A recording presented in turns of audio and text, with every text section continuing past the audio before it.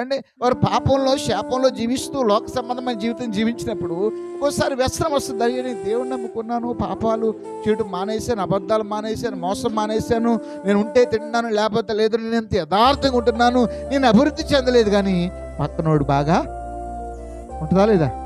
ఉంటుందా లేదా? హల్లెలూయా, దేవునికి మహిమ కలుగును గాక. అసాపు జీవితంలో కూడా అలాంటి ఆలోచనలు వచ్చినాయి. ఇక ప్రార్థన చేయడం వ్యర్థం అనుకున్నానంట కొన్ని సందర్భాల్లో. కొన్ని సందర్భాల్లో మనం అనుకుని జరగకపోతే ఏమైంది?